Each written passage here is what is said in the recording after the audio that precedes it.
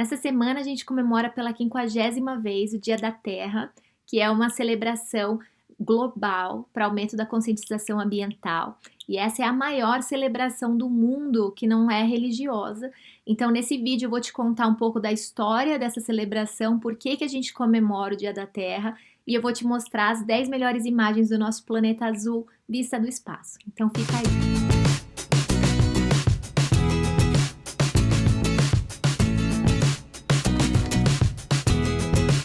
Essa celebração do Dia da Terra, do dia 22 de abril, ela teve início no ano de 1970 e ela começou através de uma movimentação política que teve uma componente bastante ativista ambiental. E ela teve uma motivação que foi inicialmente porque teve um grande vazamento de óleo na Califórnia, né, e as pessoas ficaram muito revoltadas por ver todas aquelas mortes dos peixes, né, por ver todos os impactos ambientais causados por aquele vazamento de óleo. Então, esse senador do estado de Wisconsin, ele começou a se movimentar e articular um protesto. E a ideia era fazer um protesto baseado nos movimentos estudantis contra a guerra, né, que estavam tendo bastante destaque, né, nos jornais e tal, e estavam tendo bastante impacto político. Então, era um momento de resistência, né, década de 70, você ainda tinha aquele movimento bastante mais hippie, né, então, pela paz. Então, estava bastante forte, essas vozes dos jovens, ela estava muito forte naquela época. Então, ele começou a articular aquele movimento, ele se aliou a um ativista ambiental, que também tinha bastante relevância na época e principalmente dentro das universidades, e eles conseguiram juntar 85 pessoas em todo o país para articular esse protesto no dia 22 de abril. Essa data foi escolhida porque era uma data que ficava entre o Spring Break, né, que é aquelas fériasinhas de uma semana que eles têm no comecinho da primavera, e a data dos exames finais das universidades, porque o objetivo era conseguir movimentar o maior número possível de estudantes universitários para a participação daqueles protestos que eles estavam organizando. E os protestos eram pacíficos, eram passeatas, né, e tal, movimentação mesmo para levantar a voz e fazer uma oposição a toda aquela destruição ambiental que estava acontecendo na época. Então, esse ativista e esse senador, eles articularam e conseguiram reunir 85 organizadores em todo o país, em todos os estados do país, e eles tiraram e levaram para as ruas 20 milhões de americanos protestando contra os abusos contra o planeta, né, pedindo maior proteção ambiental, né, levantando a conscientização da importância da gente manter as nossas fontes naturais, né, e tudo isso. Então, aquele ano de 1970, aquele evento específico foi muito gigante, porque 20 milhões de americanos naquela época, em 1970, representava 10% da população dos Estados Unidos. Então, era muita gente, muitos jovens, né, e tinha muita força, muita energia nesse movimento. Por isso esse movimento passou a ser anual. Aquele movimento foi tão importante que por conta dele houve a criação do EPA, que é a Agência Americana de Proteção Ambiental, que regula, né, todas as atividades dessas empresas e tal, para saber se isso está causando um impacto ou não na natureza. Foi também por conta desse movimento que as primeiras leis de proteção ambiental foram passadas no Congresso, e então muitas coisas positivas partiram daquele movimento específico. Em 1990, esse movimento deixou de ser americano e passou a ser mundial. Então foram, acho que 140 países, 141 países que participaram do Dia da Terra em 1990. E foram 200 milhões de pessoas para a rua. Então foi um movimento gigante, muita gente, muitos jovens, muitos estudantes nas ruas protestando naquele Dia da Terra. E isso deu todo o pano de fundo ali, né, para que houvesse aquele encontro das Nações Unidas pelo planeta Terra que aconteceu no Rio de Janeiro em 1992. Provavelmente muita gente aí lembra desse encontro, né? A gente chamou de Eco 92, que foi um encontro grande, que muitos líderes de países todos se reuniram no Rio de Janeiro para discutir as melhores práticas, para discutir os impactos, como que a gente ia reduzir tudo isso, e tudo isso também foi sendo fundamentação para que houvessem esses protocolos todos, né, e essas legislações globais para que a gente faça reduções da nossa pegada de carbono e tudo isso no planeta. Porém, muitas coisas mudaram nesses últimos 50 anos, né? Então você teve um aumento gigante da população mundial e só por conta disso, da gente hoje ser quase 8 bilhões de pessoas nesse planeta, a gente está em 7,8 bilhões de acordo com as Nações Unidas.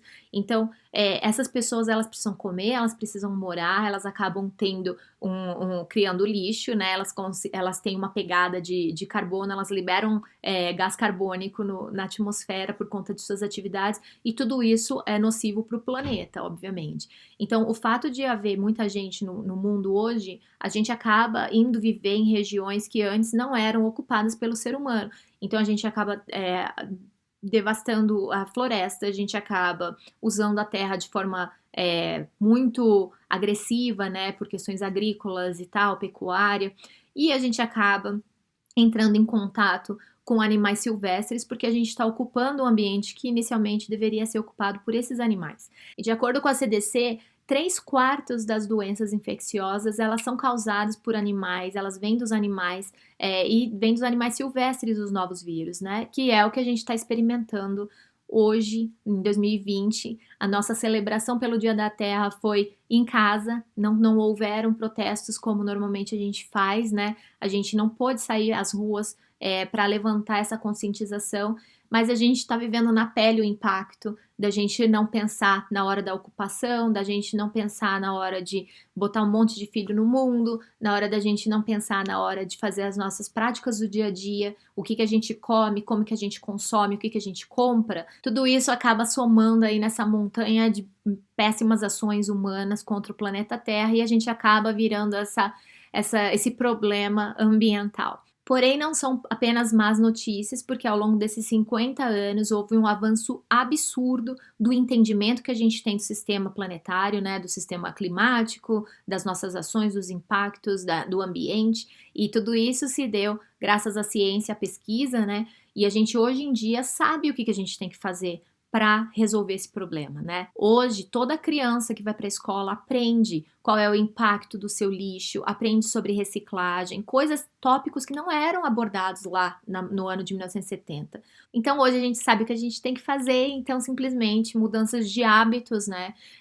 Agora que a gente tem uma economia desmoronando em todos os lugares do mundo, por conta dessa quarentena aí que a gente tem que fazer, né, desse isolamento, isso faz com que a gente tenha a oportunidade de reestruturar a nossa sociedade de uma maneira mais sustentável, uma maneira mais ambientalmente positiva, uma coisa que não vai prejudicar tanto o planeta para as futuras gerações, né? Porque a gente hoje está pagando um preço de impactos que foram feitos ao longo de todos esses anos, desde a Revolução Industrial. Porém, uma coisa que eu não contei para vocês foi que lá no ano de 1970 havia uma outra grande inspiração para que esse movimento pela proteção do planeta acontecesse. E essa inspiração veio do espaço. Então, lembra que em 1968 e 1969 foram feitas aquelas imagens a partir da órbita da Lua e a partir da Lua mesmo, daquele planeta nascente atrás da Lua. Então, essa, para mim, é uma das minhas imagens favoritas, e é uma imagem muito icônica, porque a gente coloca o planeta agora como uma observação do céu, né? Como uma presença, um astro lá no céu, e a gente consegue entender a importância da gente proteger essa nossa nave espacial, em que todos nós estamos flutuando nesse universo aí, nesse espaço, nessa imensidão, né, nessa vastidão desse universo todo. E essas imagens que foram feitas pelas missões Apollo 8 e Apollo 11, a Apollo 8 ela ficou em órbita da Lua, né, ela não chegou a pousar, foi a partir da órbita que o astronauta conseguiu tirar essa foto do planeta nascendo atrás da Lua. E a Apollo 11 foi a que chegou na Lua, né, primeiro, e eles conseguiram fazer essa foto a partir da superfície da Lua. Então a gente já estava a 384,5 mil quilômetros da Terra, e foi feita essa imagem. A primeira imagem do planeta a partir do espaço foi tirada por uma missão chamada German V2, e que foi um foguetinho que foi lançado e chegou até mais ou menos 100 quilômetros de altura, e ele tirou essa foto do planeta, que foi uma foto granulada, mas que já foi uma foto que deixou todo mundo em estado de choque. Os cientistas ficaram malucos, porque esse foguete ele foi roubado dos nazistas, na verdade, no fim da guerra, né, da Segunda Guerra Mundial.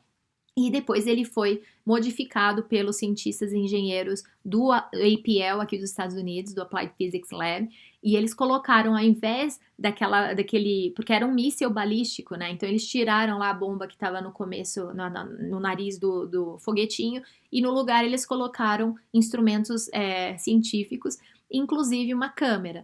Então o filme dessa câmera, ele voltou para o planeta. Não foi enviada uma imagem de forma remota, né? Não foi enviado um sinal com a imagem. Foi de fato tirado foto e o filme voltou numa cápsula e eles conseguiram resgatar essa cápsula. Isso foi feito aqui no Novo México. Depois fizeram essa montagem que você consegue ver a curvatura da Terra já, provando que a Terra não era plana a partir de uma foto, né? A gente já sabia disso há muito tempo, né, a partir de cálculos, mas a partir de uma foto mostrando a curvatura da Terra foi a primeira vez, isso desde a década de 40, né? Não é um conhecimento novo. Enfim, e por que o espaço então tem esse papel tão inspirador, né, para que a gente mude as nossas ações, para que a gente ressignifique a nossa vida, a nossa existência, as nossas ações? Eu selecionei aqui 10 das minhas imagens favoritas do nosso planeta Terra a partir do espaço, que são imagens históricas também, e eu vou contar um pouquinho de cada uma delas a partir de agora, tá bom? A primeira imagem icônica do planeta Terra feita nos últimos 50 anos que eu queria mostrar para vocês aqui, não poderia ser outra, é a Blue Marble, que foi tirada em 1972 pelos astronautas da missão Apollo 17, que foi a última missão que levou o homem à Lua, né? E os astronautas tinham sido lançados já há 5 horas, mais ou menos, então eles estavam a uma distância de 29 mil quilômetros da Terra, entre a Terra e a Lua, e eles viram essa imagem e tiraram essa foto, e eles estavam numa condição sem gravidade, então o astronauta que tirou, ele estava flutuando ali, então na verdade quando ele tirou de ponta cabeça essa foto. Então, a Antártica aparecia em cima, né? E foi a primeira vez que eles conseguiram registrar o hemisfério sul, né? E a parte da Antártica mesmo, a partir do espaço. E, na verdade, não se sabia bem quem foi que tirou essa foto, porque não tinha isso no cronograma de atividades dos astronautas daquela missão. Era tudo muito explicadinho, cada minuto por minuto, esquematizado e cronometrado, né? Tava tudo muito agendado e não havia um registro um registro de foto nesse calendário, nesse cronograma de atividades deles. Então, foi tirado porque realmente alguém ficou muito maravilhado com a imagem e registrou para nossa alegria, né? A segunda imagem dessa lista foi a primeira imagem tirada da Terra e da Lua no mesmo take. E ela foi tirada, claro, pela Voyager 1 em 1977. A gente já conversou dessa missão aqui nesse vídeo do Pale Blue Dot, que eu vou deixar aqui para vocês. Mas essa foto foi tirada quando a Voyager estava saindo do planeta, né? Quando ela estava a uma distância de 11,6 milhões de quilômetros da Terra. E essa imagem é icônica porque ela é a primeira a mostrar o nosso planeta com o nosso satélite natural, a Lua, na mesma foto. E ela foi a primeira imagem tirada pela Voyager 1. A terceira imagem é uma imagem mais pertinho aqui da Terra. Ela foi tirada a 350 quilômetros de altura, não estava muito longe, mas ela é icônica porque ela mostra o primeiro spacewalk, que foi a primeira vez que um astronauta foi fazer atividades fora, né, do ônibus espacial. Era uma missão Challenger, que foi uma missão do ônibus espacial, e esse astronauta ele foi o máximo de distância possível da nave e permitiu com que essa imagem fosse feita, mostrando a nossa pequenez, ao mesmo tempo a nossa capacidade de explorar esse espaço, né? Então essa imagem realmente é maravilhosa por trazer todos esses aspectos da capacidade humana, onde que a gente pode chegar, né? Como que esse homem está flutuando ali sozinho nessa imensidão, pertinho desse planeta azul. É lindo. A quarta imagem também já foi vista aqui nesse canal. Ela é uma imagem que foi feita a 6,4 bilhões de quilômetros da Terra, numa inclinação de 32 graus a partir da eclíptica. E foi quando a Voyager olhou para trás, a Voyager 1, olhou para trás e fez as suas últimas imagens. Então, isso foi feito no Dia dos Namorados dos anos 90, né, do ano de 1990, e a gente conseguiu ver o nosso planetinha azul como esse pálido ponto azul nesse raio de luz. E eu sugiro realmente que vocês voltem lá no vídeo que a gente falou sobre isso, porque eu declamei, né, a poesia de Carl Sagan, né? Eu li o texto que ele escreveu quando ele viu essa imagem, ele junto com a esposa dele, e é uma poesia para os nossos ouvidos e é um alento para o nosso coração. Então, essa imagem do Pale Blue Dot é talvez uma das mais icônicas imagens do mundo, né, da nossa história, da nossa humanidade. Então, a gente conseguir ter visto o nosso planeta como um pontinho ali fraquinho de luz azul no meio do universo realmente é uma coisa chocante, né, para todos nós. A quinta imagem dessa lista foi feita em 2009 e ela foi feita a 633 mil quilômetros da Terra, a partir de uma missão chamada Rosetta, uma missão europeia, né, da ESA. E essa missão, ela foi aquela missão que foi para o cometa, né? Mas essa missão, ela tinha que fazer umas passagens próximas da Terra para ganhar impulso, para conseguir aumentar a velocidade, chegar onde ela queria, lá no cometinha dela.